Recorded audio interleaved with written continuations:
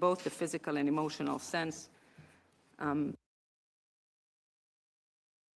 I can tell you that we'll rearrange the configuration as soon as possible. At the moment, it's too late to do it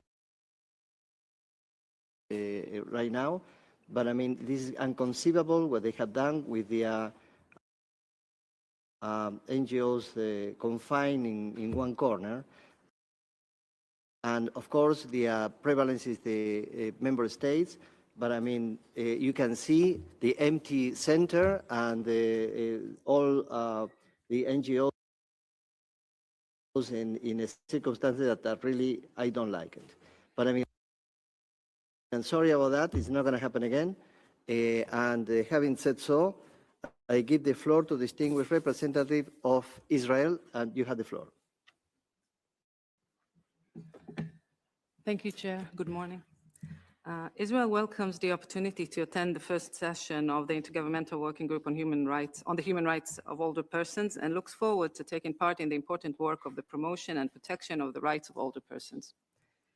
In the past, Israel has taken an active part in the development of international human rights instruments, including the Convention on the Rights of Persons with Disabilities.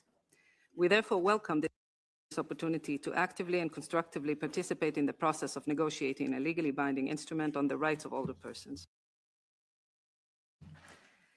As can certainly be seen throughout the world in recent decades, along with the progress achieved in medicine and technology, there has been an increase in life expectancy, which has led to a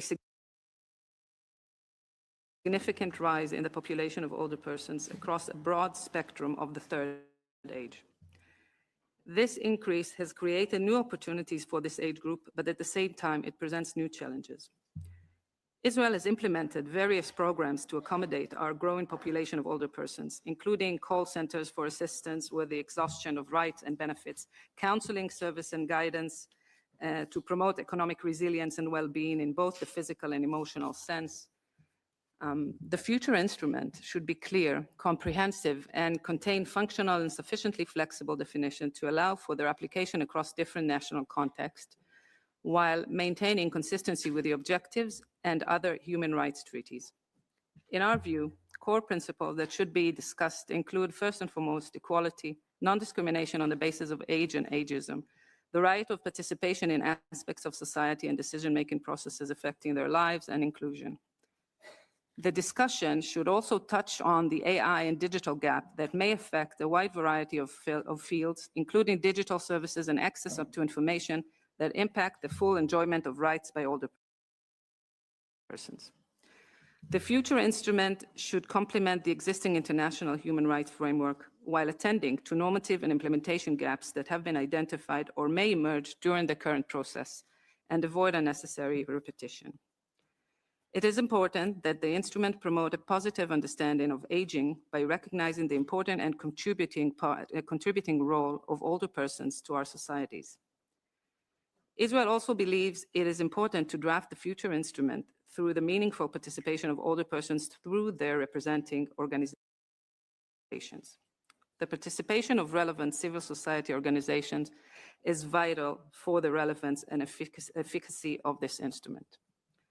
Lastly, with respect to implementation and monitoring, our view is that any discussion on monitoring mechanisms should be mindful of the resources required from treaty bodies as well as from reporting countries, taking into account existing reporting obligations. Mr. Chair, Israel looks forward to engaging in this dialogue and remains committed to contributing to the discussion. We hope that future discussion will be fruitful and remain non-politicized to advance this important subject matter. Thank you.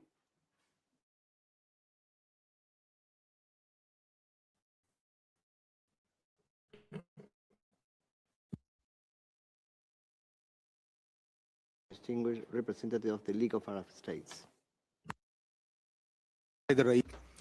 Thank you, Chair, and good morning to you all. Arab groups underscores its full cooperation and its support for the development of this binding legal instrument, which is important for supporting the rights of older persons. The Arab League participates through this endeavor through our strategy, which was adopted by the Arab Summit. I'm going to highlight a number of important which are relevant to the upcoming instrument. We look forward to the development of social protection systems and aligning them with the new requirements of all the persons and their families, reinforcing social security networks in the Arab world and building their capacities to deal with poor people in the rural areas and in urban centers, developing healthcare for the elderly and improving health programs while providing permanent training and specialization in medical, semi-medical sectors so that to support countries to provide the rights of older persons. Also align care systems relevant to older persons and building their capacities to ensure the dignity of older persons, developing legislations in order to live up to the challenges and changes facing the Arab world and aligning them with international treaties. Chair, the Arab League wishes to have an umbrella mechanism that includes all regional networks, and we are willing to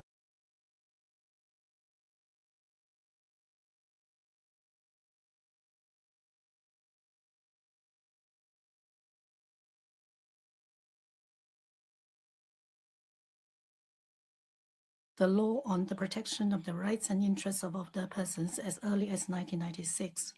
The national strategy to address population aging is well underway. In the latest National Human Rights Action Plan, a dedicated chapter outlines older persons' right to equal participation and development and sets out measures to combat age discrimination, improve care services, and promote the inclusive enjoyment of development outcomes. China is committed to developing silver economy, ensuring high-quality life for older persons. The resolution on promoting accessibility by all, proposed by China in the Human Rights Council, is aimed at promoting the rights and interests of older persons, among others. Mr. Chair, China supports the work of this working group and is ready to participate constructively. At the same time, we would like to make the following points. Firstly, a legally binding instrument cannot be achieved overnight. A thorough consideration of national conditions would be necessary, as well as the consensus building and prudent approach. China notes with appreciation in this regard. Your concept paper mentions the respect for national and cultural diversity. Secondly, as stipulated in its mandate, the working group is an intergovernmental and state-led process. The participation of stakeholders should serve the mandate of the working group and comply with relevant UN resolutions and rules of procedure, particularly Resolution 1996/31. Thirdly, the working group should fully incorporate the useful outcomes of existing international human rights instruments and be consistent with existing international consensus, particularly when it comes to certain legal concepts and social development issues. The Chinese delegation will put forward specific views during the upcoming discussions. Thank you, Chair.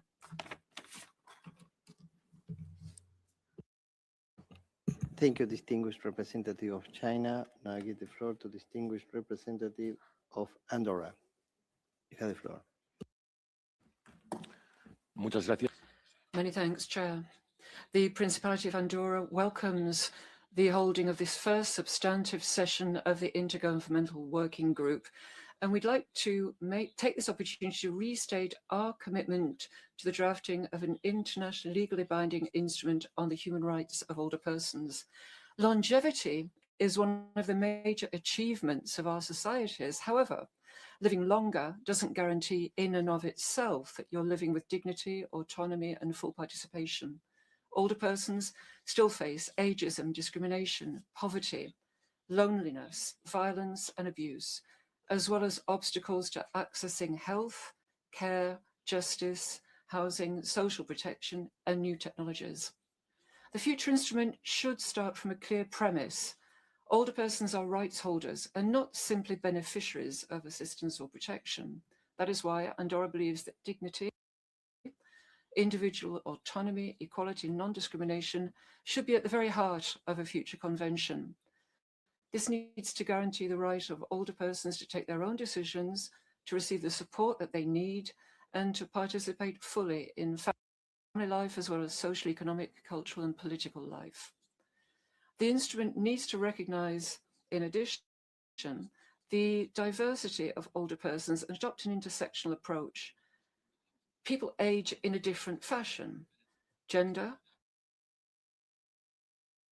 disability, the economic situation, origin, where you live, or health conditions can also generate multiple and accumulating forms of discrimination. As to the architecture itself, we believe that text should include a clear definition of its purpose and scope, general principles, states' obligations, substantive rights, and effective mechanisms in terms of implementation, follow-up, and accountability. Amongst the areas that require explicit protection, we should include independent living, inclusion in the community, legal capacity, free and informed consent, access to social health services, as well as long-term care and palliative care, social protection, accessibility, participation, access to justice, digital inclusion, and protection in the face of violence, abandonment, and abuse. Finally, the drafting process needs to be open, transparent, and accessible.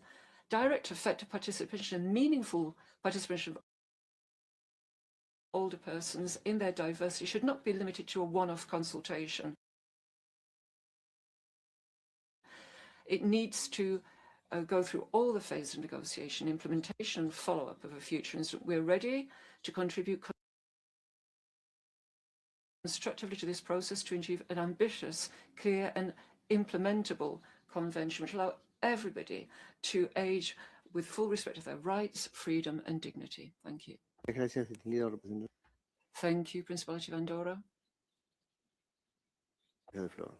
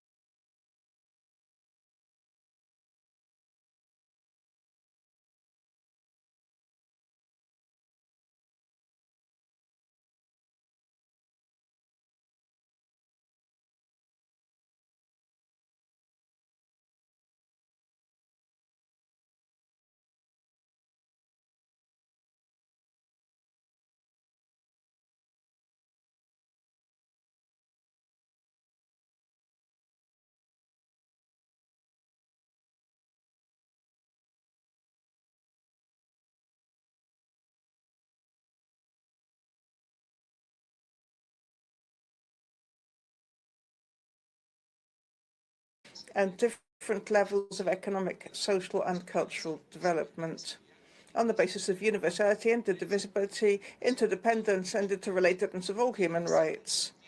And the existing legal international framework with the right to protection, strengthening, promotion, and guaranteeing the human rights of older persons, achieving broad consensus, respecting all countries' national realities and priorities. Venezuela is actively participating in a constructive spirit, and we look forward to a process that provides a more effective protection of the human rights of older persons, reaffirming dignity, autonomy, participation, and inclusion in our societies. I thank you. Muchas gracias, distinguido representante.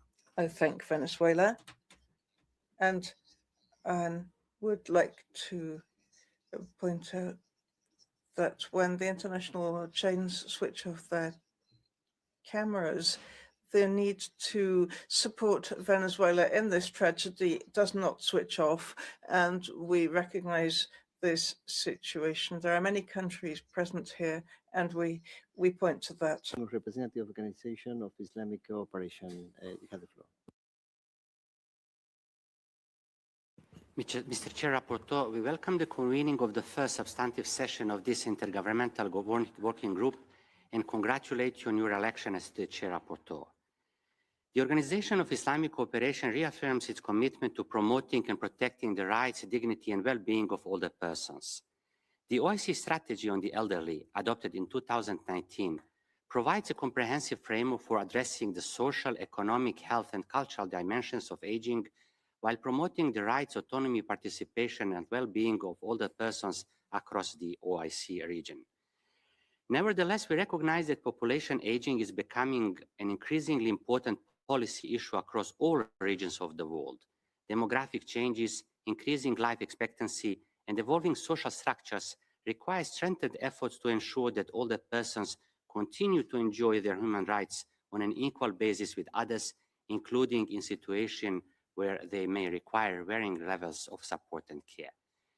We strongly believe that dependency should never diminish the inherent dignity, autonomy, or legal recognition of older persons who remain right holders and should continue to participate actively in decisions affecting their lives.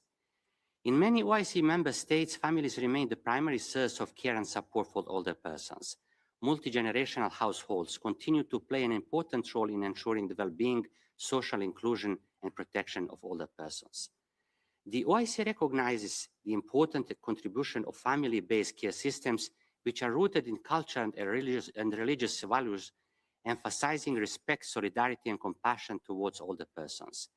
At the same time, family support should be complemented by adequate public services, social protection mechanisms, and legal safeguards to ensure that dependency does not compromise autonomy, dignity, or human rights.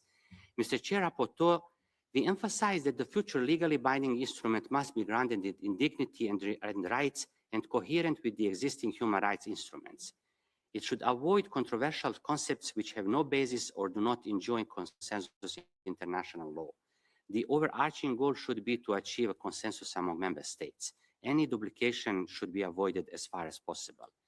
In concluding, the OIC remains committed to cooperating with the United Nations and other international partners to advance the autonomy, dignity, and human rights of older persons and to ensure that no older person is left behind. I thank you. Muchas gracias. Thank you. Give the floor to distinguished representative of the Santa Sede. The Holy See. Thank you, Mr. Chair. The Holy See thanks you and the Bureau for the preparation of this first session and for the food for thought paper, a useful basis for our consideration of the programme of work. My delegation's long-standing view that the priority lies in implementing existing obligations rather than elaborating a new instrument is well known in New York and Geneva.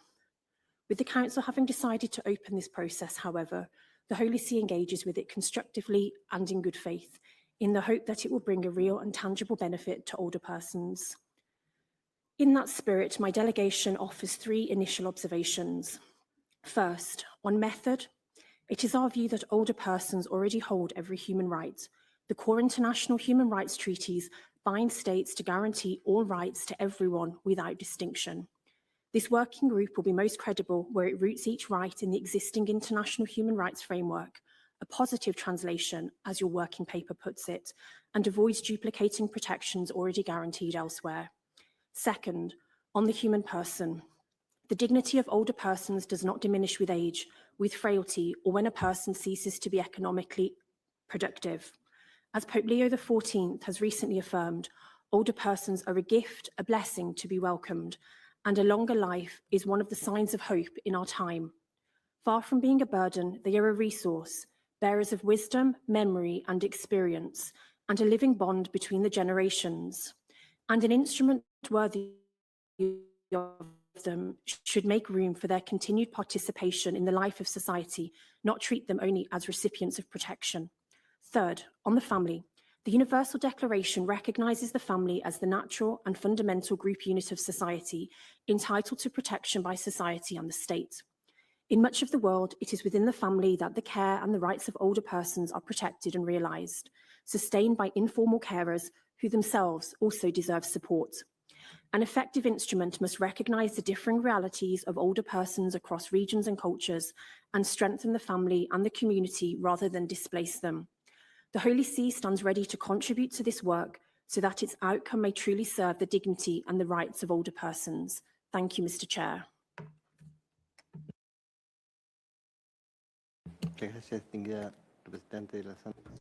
I thank the Holy See. Representative of Rwanda.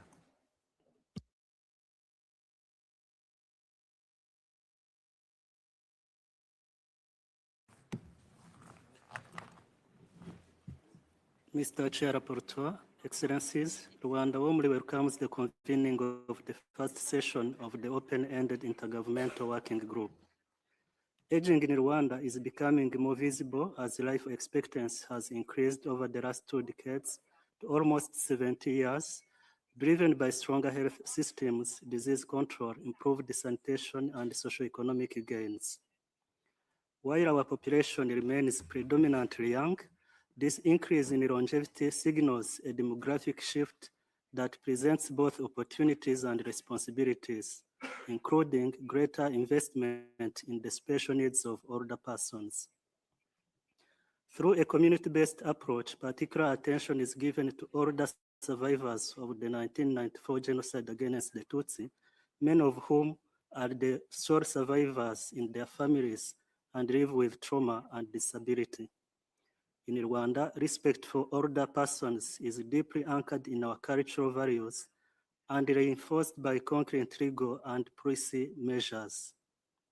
In 2021, we adopted the National Older Persons Policy and are implementing it to ensure coordinated government action for the development and delivery of services for older persons. Our policy is grounded in Rwanda's broader legal framework, including the constitutional guarantees of equality and non-discrimination, and sectoral laws and strategies that promote the human rights of older persons. At the continental level, Rwanda has ratified the African Union Protocol on Older Persons, formally committing to the protocol's standards and obligations to protect and promote the rights, dignity, and well-being of older persons. In conclusion, Rwanda supports an inclusive negotiation process that meaningfully engages older persons and their representative organizations at every stage, with a view to delivering an instrument grounded in equality and non-discrimination, inclusive participation, and intergenerational solidarity. Such an instrument should translate existing human rights into clear protections for older persons as rights holders and drive progress in advancing their inherent dignity and rights across generations. I thank you, Mr. Chair Rapporteur.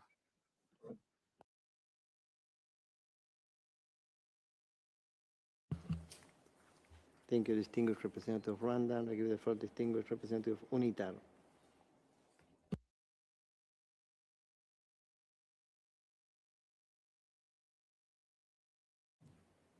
Thank you, Mr. Chair. Congratulations on your election, and we wish you every success in your role. United Nations Institute for Training and Research, UNITAR, is keen to support this pivotal process on drafting the UN Convention on the Rights of Older Persons.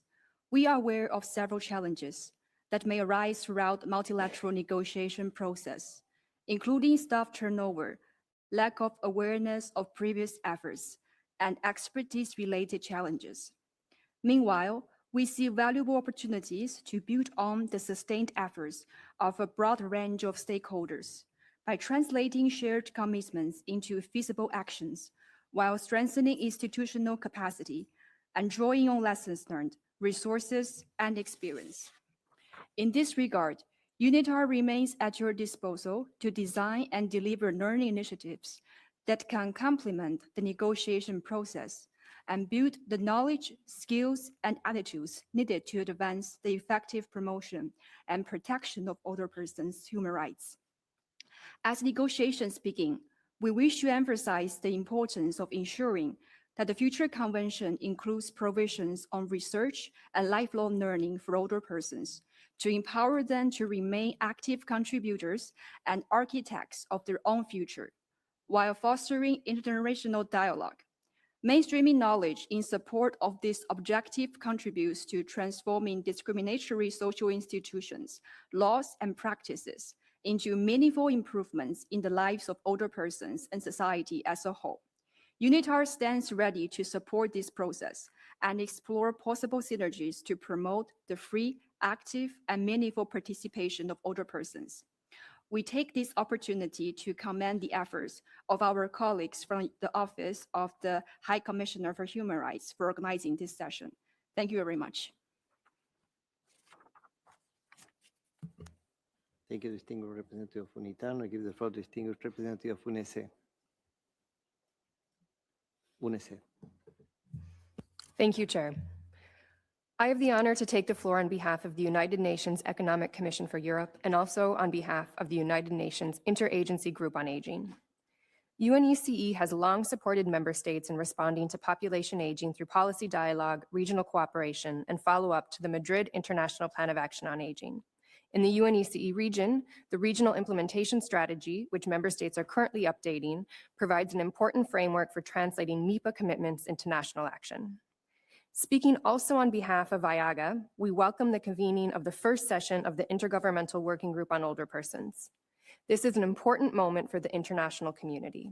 It builds on decades of intergovernmental work, including the outcomes of the Second World Assembly on Aging, the Madrid International Plan of Action on Aging, the United Nations Principles for Older Persons, the United Nations Decade of Healthy Aging, the extensive deliberations of the General Assembly Open-Ended Working Group on Aging, the Doha Political Declaration of the Second World Summit for Social Development, and the 2030 Agenda for Sustainable Development.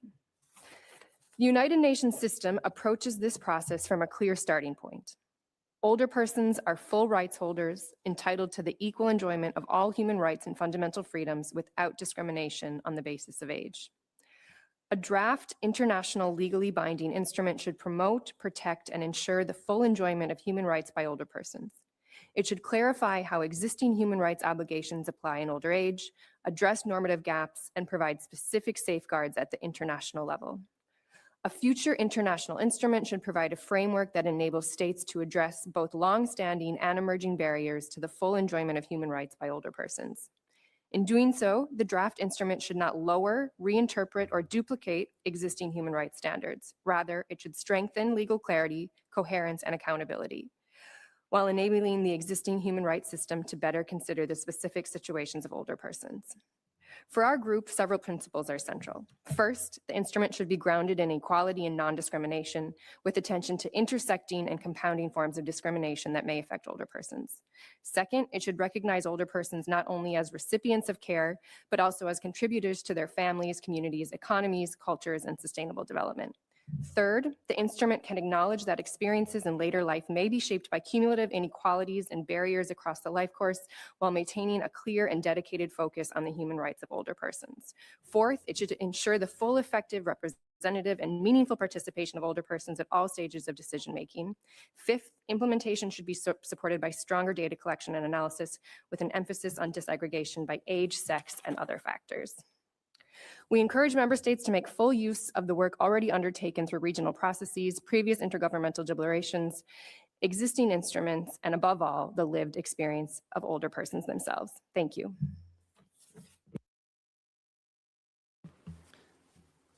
Thank you, distinguished representative of UNECE. Now give the floor to the distinguished representative of Slovenia Human Rights Ombudsman. Thank you, Chair, for this opportunity to contribute to the discussion. The Human Rights Ombudsman of the Republic of Slovenia welcomes the start of the drafting process for a new legally binding instrument on the human rights of older persons. We are happy to be here and support this process. While fully endorsing the statements delivered by Gandri and Enri later on, I would like to use this opportunity to focus on one specific point, which in our view should guide the architecture of the future instruments. Its overarching framework should be explicitly human rights based and should affirm older persons as full rights holders. This may sound self-evident for a human rights instrument. However, approaches concerning older persons can still sometimes remain framed primarily to needs, protection, care, welfare, or assumptions of inherent vulnerability, rather than through rights, autonomy, and accountability. A clear shift is needed away from thinking about old age in terms of deficits that creates needs towards a more comprehensive, rights-based approach to aging. A human rights-based approach requires that older persons in all their diversity are recognized throughout the instrument as full and equal holder of rights, entitled to the equal enjoyment of all human rights. They should not be primarily framed as passive recipients of care and protection, but as persons with autonomy and agency, whose dignity, will, and preferences must be respected. States, in turn, must clearly be recognized as duty bearers.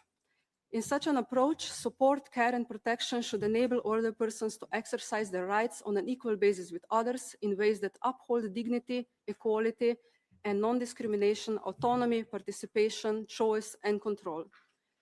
To make this approach operational, the instrument should clarify how human rights are to be understood and implemented in older age and set out clear state obligations, implementation measures, monitoring, accountability, and access to effective remedies. In this respect, the Convention on the Rights of Persons with Disabilities offers an important example. It contributed to a decisive shift away from medical and welfare-based approaches towards a human rights framework centered on dignity, autonomy, equality, participation, accessibility, support, independent living, and accountability. The future instrument can draw inspiration from this experience while fully recognizing the specific realities of older age. Many disadvantages experienced in older age are produced or reinforced by ageism, stereotypes, institutional practices, inaccessible environments, poverty, isolation, digital exclusion, and lack of support. This understanding of the social and structural barriers affecting the enjoyment of rights of older age should be reflected in enforceable standards and concrete state responsibilities.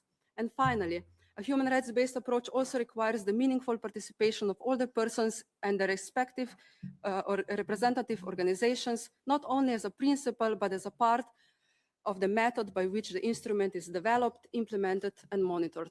Thank you.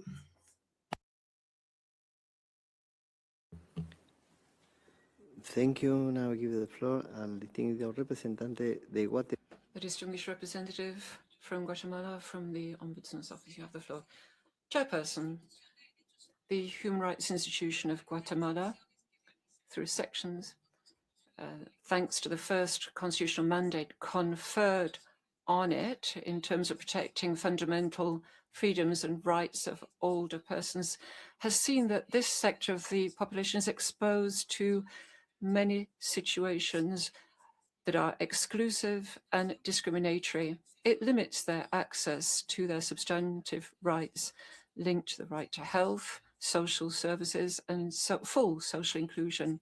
Given this scenario, we have been participating constantly in the GANRI meetings, the aim being to join efforts to safeguard the rights of this sector of the population, older persons.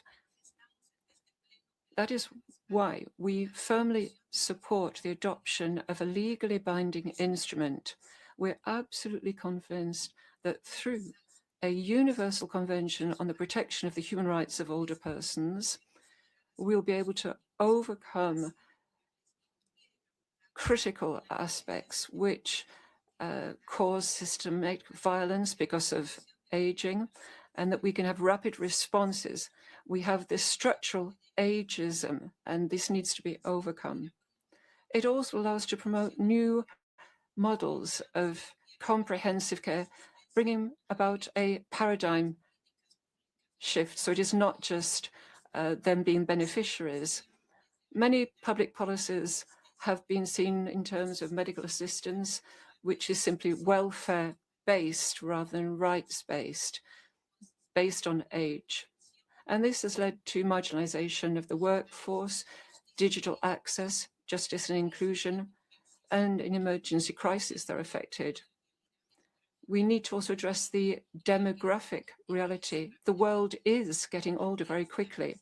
And given this progress that we're seeing, mandated by the United Nations, I would urge governments, member states, to actively participate in the working group, including the highest protection standards, therefore ensuring that there will be a proper process, including civil society. For many years, civil society has been very present, and they need to continue so that their voices, their experiences and realities can be properly. The international community needs to recognize the rights of older persons. They are not just a benefit for an isolated group. No, it means that we're ensuring a standard of dignity, and everybody is entitled to that as we age. Let me stress that as a national human rights instrument, it is up to us to be involved in the negotiating process actively, and also in terms of implementation and monitoring its implementation to ensure that international frameworks become tangible realities running to the benefit of older persons. Many thanks. Representative of Global Alliance of National Human Rights Institutions, GANRI. You have the floor. Mr. Chairperson, Excellencies, distinguished delegates. The Global Alliance of National Human Rights Institutions, GANRI, comprising 119 NHRIs, commenced the beginning of the drafting process of the new legally binding instrument on the human rights of older persons. The ultimate objective of the new instrument must be to enhance the situation and respect, protect, fulfill, and promote the rights of older persons. GANRI considers that it should be guided by the principles of non-discrimination, equality, and dignity, and address a shift from predominantly welfare and protection-oriented approaches towards a human rights-based approach that recognizes older persons as equal and active rights holders. The starting point is recognizing that older persons face systemic human rights challenges due to ageism in its internalized, interpersonal, and institutional dimensions, all compounded by cumulative effects of inequalities, including those resulting from intersecting forms of discrimination. The LBI framework must recognize and value the contributions of older persons to society population aging, the feminization of aging, and newly emerging human rights challenges, including digitalization, artificial intelligence, armed conflicts, emergencies, and climate change. The LBI should also be consistent with and build upon the existing, albeit fragmented, related international and regional human rights frameworks and fill in their protection gaps. Finally, GANRI calls on the working group to ensure that the drafting process for the LBI is inclusive, transparent, and credible by recognizing and meaningfully engaging older persons in HRIs as monitoring and non-judicial mechanisms, as well as civil society. Their participation should extend beyond the delivery for formal statements during sessions to include meaningful opportunities to shape the text of the LBI and contribute throughout the intersessional periods. GANRI further calls on states to provide NHRIs with the necessary support and resources to facilitate such engagement. NHRIs stand ready to support such consultations at the national and regional levels as well as to participate in intergovernmental working group sessions, including future panels held as part of these sessions. Thank you, Mr. Chairperson. Thank you, distinguished representative of Hungary. Now give the floor to distinguished representative of the German Institute for Human Rights. You have the floor. Thank you very much, Mr. Chair, for giving me the floor. Distinguished delegates and colleagues, we fully endorse the joint statements by Gunry and Enry, which will be presented shortly. The German Institute for Human Rights, Germany's national human rights institution, is pleased to support the IGWG. We welcome the opportunity to be an active partner throughout the entire process, and particularly in the first substantive meeting, as one of the 12 participating national human rights institutions here in person. 24 national human rights institutions contributed to the call for submission, and many more national human rights institutions have been active for many years, sharing their expertise and practical examples. The German Institute for Human Rights has participated in the open-ended working group from aging from the beginning, and we regret that no national human rights institution will be able to speak as an expert in this field during the week's first session. NHRIs are a bridge between the UN and the human rights framework and the national level, including government, civil society, and older persons. They are a resource which should also be used. However, I would also like to note that the German Institute for Human Rights in particular very much welcomes the inclusion of older persons as speakers in the panel discussions. This is an extremely positive approach to ensure that our discussion is relevant. Older people remain largely invisible within the current fragmented human rights framework, and their rights are only partially addressed. This is why the outcome of the working group is essential for the protection of human rights of older persons today and the next generations of older persons. In this context, however, I must also mention that it was very difficult for many older people to prepare adequately, as all the documents were made available very late. That is why we also have to ensure the best possible protection of older persons worldwide to include older people in all these preparations. I would also like to raise awareness with member states that it might be a good idea to include older persons and human rights experts into their national delegations. We look forward to contributing to the development of a comprehensive, inclusive, legally binding instrument that reaffirms that older persons are rights holders on an equal footing and takes into account existing human rights frameworks. As it was said a couple of times, we are not starting from scratch.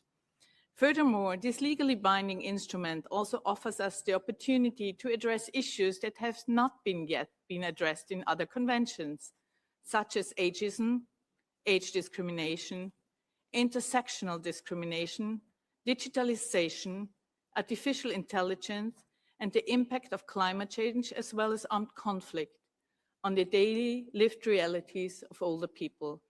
I can assure you that the German Institute for Human Rights is ready to support this process. I thank you. Thank you, distinguished representative of the German Institute for Human Rights. I would like to extend our heartfelt thanks to Mr. Claudia Mahler. I want to really express my gratitude. You are the former independent expert on enjoyment of all human rights by older persons. Mr. Mahler, thank you for your insightful remarks and above all, for your tireless dedication and unwavering commitment through your mandate.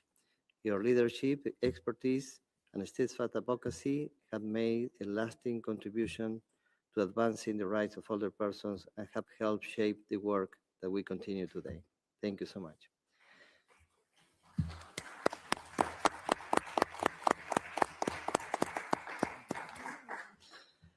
Now I give the floor for the National Center for Human Rights in Jordan. You have the floor. شكرا سيد الرئيس. بداية نرحب. Thank you, Chairperson. We'd like to start by expressing how much we welcome the holding of this first session and thank the chairperson and the Office of the High Commissioner for all the efforts that they've deployed. And we'd like to also thank you for extending an invitation to human rights institutions so that their voice can be heard in this work. These institutions play a real positive contribution, further strengthening the efforts made to attain a internationally legally binding instrument which will alleviate the suffering of older persons. Because as they become older, we feel that they become more vulnerable. We also believe that together we can draft a binding text, a legally binding text, that will strengthen and promote the human rights of older persons. It's an instrument that doubtless will have a positive impact on the quality of life of these people. Let me start by addressing some of the efforts deployed in Jordan via our National Human Rights Institution. It was a real privilege to be able to contribute to the efforts made nationally to strengthen the rights of older persons, as well as to strengthen human rights. Within that general group, of course, these are the most vulnerable, and we are determined to make our contribution during our work over the next few days as well, so that together we will be able to put to kind attention the recommendations that have been drafted at national level. Thank you. I thank the distinguished delegate from the National Center for Human Rights in Jordan, and I will give the floor to the National Human Rights Commission of South Korea to make a joint statement on behalf of a group of national commissions. Please, South Korea. Honorable Chair, Excellencies, I am speaking on behalf of Asia Pacific Forum of National Human Rights Institution, a network of 26 NHRIs across Asia Pacific. This statement reflects the collective views of APF members during the regional call for action on the rights of older persons adopted in Ulaanbaatar, Mongolia in June 2025 and the 2020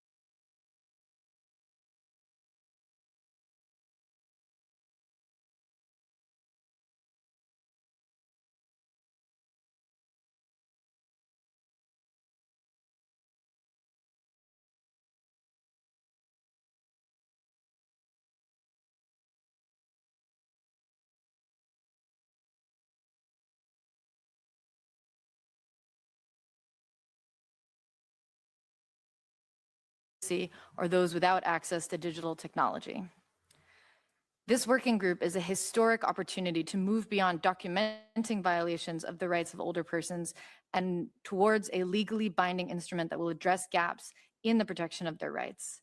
At Amnesty International, we look forward to a process that remains open and inclusive, ensuring that older persons are recognized as rights holders and partners at every stage. Thank you. I thank the representative of Amnesty International, and I now give the floor to the German Federal Working Group of Senior Citizens Organization, followed by Human Rights Watch. Thank you, Mr. Chair. I'm speaking on behalf of BAXO, the German National Association of Senior Citizens Organizations, and Age Platform Europe, the largest regional network of and for older persons. BAXO and Age align themselves with the forthcoming statement by Garup.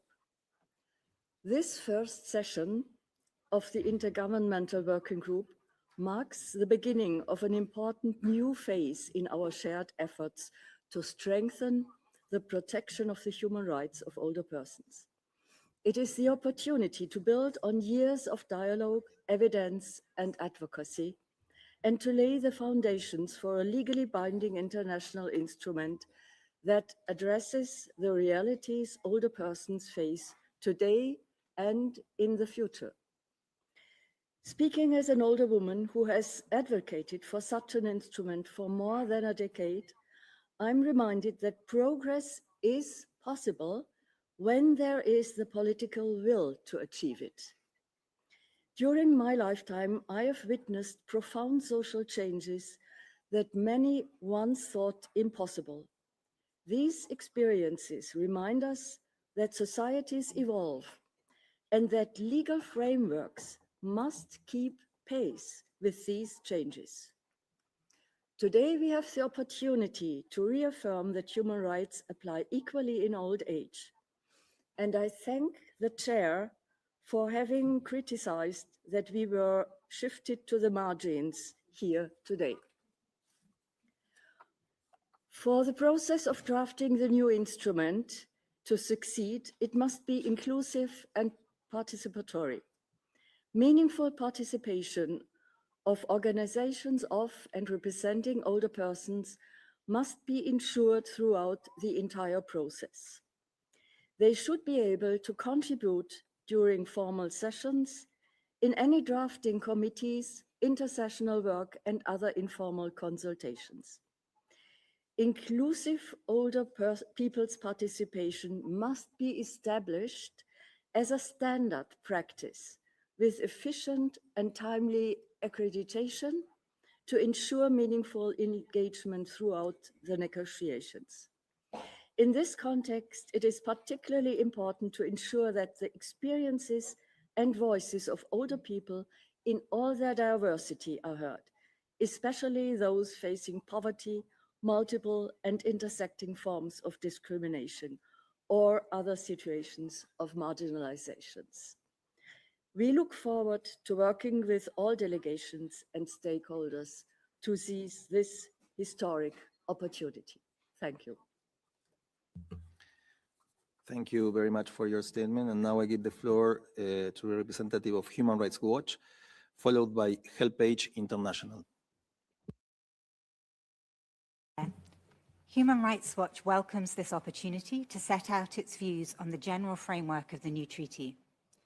The purpose of the treaty should be to ensure the full and equal enjoyment of all human rights by older persons on an equal basis with others.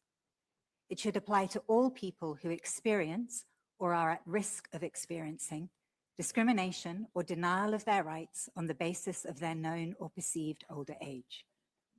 Ageism is a key driver of rights violations against older persons, and this should be explicitly recognized in the treaty. The treaty should also acknowledge other factors that exacerbate rights violations, including economic inequality and the impacts of climate change. The treaty should recognize the diversity of older persons and the different forms of discrimination they experience, including intersectional and cumulative discrimination. Older persons face human rights violations across many aspects of their lives. The treaty should address the full range of human rights: civil, cultural, economic, political, and social. The treaty should include strong implementation and accountability measures to ensure these rights are realized in practice. The rights of older people should be fully protected. The treaty should not allow any exceptions or restrictions that reduce the level of protection for human rights guaranteed under other international human rights treaties, nor perpetuate discriminatory age-based limitations on the equal enjoyment of rights by older persons. Thank you. I thank the representative of the Human Rights Watch, and I give the floor to HelpAge International, followed by Age Platform Europe. Thank you, Chair. As a member of GAROP, we align ourselves to the statement which will be presented on its behalf. To be transformative, this treaty must be grounded in a clear rights-based approach. Older persons are not passive recipients of care. They are rights holders entitled to the full and equal enjoyment of all human rights. As one older person in Pakistan said during recent consultations, we are not asking for charity or sympathy. What we seek is inclusion, respect, and equal opportunity. That message captures the paradigm shift that this treaty must make, away from welfare and paternalism and towards dignity, autonomy, equality, and self-fulfillment in older age. One of the central purposes of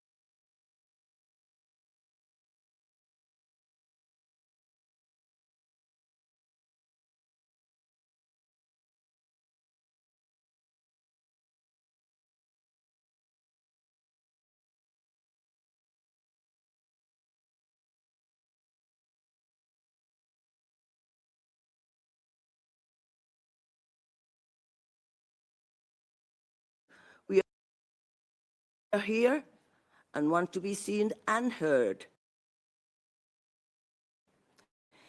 In conclusion, a legally binding instrument must change the narrative on aging and affirming unequivocally that older persons, in all their diversity, are entitled to the full and equal enjoyment of human rights. Thank you. Thank you for your statement. And now we give the floor to the National Association of Community Legal Centers, Inc., followed by the International Disability Alliance. Thank you, Chair. Our members speak with 50 years of experience in providing free and independent legal services to older persons experiencing human rights violations. We base our advocacy on the lived experience of our clients and not on abstracted concepts. Community Legal Centers Australia is a member of the Global Alliance, and consistent with its consensus position, we make 6 key points. Firstly, the treaty must confront and combat ageism. The Convention should define and prohibit ageism and age discrimination in all forms by public and private actors. Its operation must have the eradication of ageism at its core. Secondly, equality must be substantive, intersectional, and recognise the life course. Guarantees of equality and non-discrimination on the ground of age should embed substantive and transformative equality. This will necessarily recognise intersecting identities, in our case, for example, gender, rurality and indigeneity, but also cumulative discrimination across the life course and diverse ageing experiences. The Convention must reflect that ageing is a natural and universal part of our experience and affirm that older age is a construct. Thirdly, older persons must be full rights holders. The treaty's conceptual framework should affirm that older persons' full legal personhood and agency require accessibility and reasonable accommodation across all rights. It should mandate full, meaningful and equal participation of older persons and their representative organisations in all decisions affecting them, including in law and policy making, in monitoring and implementation. Fourthly, it should be grounded in clear and universal principles. The treaty should include general principles that guide all articles, including, amongst others, non-discrimination, equality, respect for inherent dignity, autonomy, and full legal capacity. The treaty should build upon, expand and strengthen existing international human rights standards. These principles should function as an interpretive roadmap for drafting, implementation and adjudication. Fifthly, there should be strong state obligations and innovative monitoring. States, as the primary duty bearers, must adopt legislative, administrative and policy measures to respect, protect and fulfil rights, to prevent private sector abuses, to ensure access to justice and effective remedies, to combat ageism through public awareness, and to collect disaggregated data without age caps. Accountability should be guaranteed by robust international oversight processes. Finally, in number 6, human rights treaties should assign obligations to the states. Whilst family and other actors have a valuable role in contributing to older persons' enjoyment of all human rights, it is states that are the duty bearer under international human rights law. The treaty should articulate and reinforce states' obligations to respect, protect and fulfil the rights of older persons, and we look forward to working with our national government through the treaty building process. I thank the Chair. Thank you for your statement. And I will give the floor to the International Disability Alliance, followed by Age Well Foundation. Ready? Chair, Excellencies, distinguished delegates and colleagues. I speak on behalf of the International Disability Alliance, representing the global movement of persons with disabilities. IDA welcomes and strongly supports the development of a legally binding international instrument on the human rights of older persons. The disability movement knows very well what it means to live for decades within a fragmented system of protection. We also know the transformative power of a dedicated human rights convention. The Convention on the Rights of Persons with Disabilities did not create new human beings or special rights. It made visible rights violations that the existing human rights system had too often failed to recognize. We believe a Convention on the Rights of Older Persons can play a similarly transformative role. At the same time, IDA wishes to undermine an important principle. Aging and disability intersect, but they're not synonymous. Many older persons are persons with disabilities. Many persons with disabilities grow older, yet disability must not be reduced to aging, and aging must not be medicalized through the language of impairment, dependency, or care. The new convention must therefore be fully coherent with the CRPD and build upon its human rights paradigm.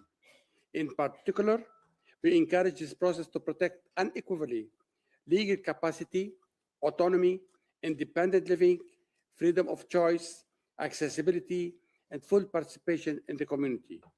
We must be particularly vigilant regarding institutionalization. Older age must never become a justification for segregation, involuntary placement, substitute decision-making, or the removal of legal capacity. The right to live independently and to be included in the community does not expire with age. Finally, as we enter an age increasingly shaped by artificial intelligence and algorithm decision-making, the Convention must be forward-looking.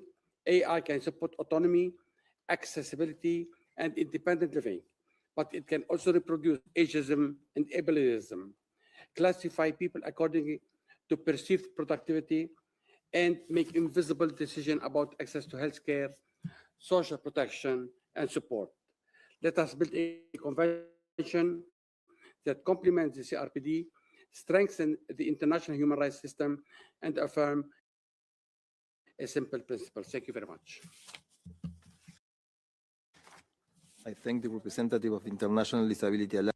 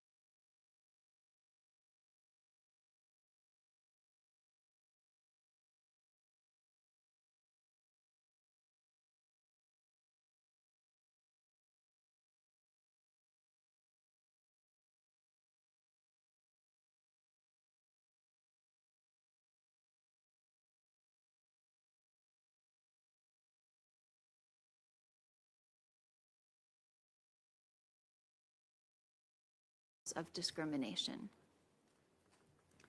Fifth, the full and meaningful, effective participation of older persons and their representative organizations is an essential prerequisite for developing a legitimate and effective convention. Nothing about older persons should be decided without older persons. The treaty must clearly articulate the obligations of states parties as primary duty bearers to respect, protect, and fulfill the rights it guarantees. This includes by regulating and holding private actors accountable. It should explicitly guarantee the right to access justice and remedies under national law for violations of the rights and freedoms embodied in the treaty. Finally, this convention must be more than an affirmation or reaffirmation of existing standards. It must be transformative. It should address the structural barriers, ageism, and systemic discrimination that continue to deny older persons the full enjoyment of their human rights, enabling them to participate equally in all aspects of society and to live with dignity, autonomy, and full inclusion. Thank you. I thank the representative of the AARP, and I give the floor to the International Federation on Aging, followed by Inclusion Canada. Thank you, Chair. Excellencies, colleagues, friends, the International Federation on Aging, a global network spanning nearly 80 countries and representing organizations that collectively reach more than 80 million older persons worldwide, aligns itself with the statement delivered by GAROP. This session marks a historic transition. Following the Human Rights Council's decision to establish the working group, we now move from recognition of the protection gap to the collective task of drafting an international legally binding instrument on the human rights of older persons. The mandate is clear. The responsibility before us is equally clear: to work constructively, inclusively, and with determination to develop a convention that will strengthen the protection, dignity, and rights of older persons worldwide. Our collective responsibility now is to help shape collectively a convention worthy of that mandate. As negotiations begin, IFA encourages members to focus on the convention's enduring purpose, ensuring that older persons can fully and equally enjoy the same universal human rights as everyone else throughout longer lives and free from ageism, discrimination, and all other barriers to their effective enjoyment. Recent global consultations conducted by IFA with older persons and multi-sector stakeholders reaffirm that ageism continues to undermine older persons' dignity, participation, and enjoyment of their human rights. They also confirmed the importance of recognizing the value, contributions, and potential of older persons when their rights are protected and respected. The challenge before us is therefore no longer simply to agree on principles. The challenge is to translate those shared principles into meaningful legal commitments. Human rights become meaningful when they give rise to corresponding obligations. To be effective, these rights must also be supported by evidence and translated into public policy. Reliable age disaggregated data and rights-based development policies are essential to identify inequalities, monitor progress, guide resource allocation, and ensure accountability. Human rights and sustainable development are equally reinforcing, and this convention should provide a framework throughout which both can advance together. By doing so, this convention will not only strengthen the protection of older persons, it will also strengthen the universality, coherence, and future relevance of the international human rights itself. Together, we have a unique opportunity to build a convention that presents future generations will recognize as landmark contribution to human dignity and human rights. Thank you, Chair. I thank the representative of the International Federation on Aging, and I now give the floor to the Inclusion Canada by video message. Thank you, Chairperson. Inclusion Canada, in consultative status with ECOSOC, is the national federation advancing the full inclusion and human rights of persons with intellectual disabilities and their families.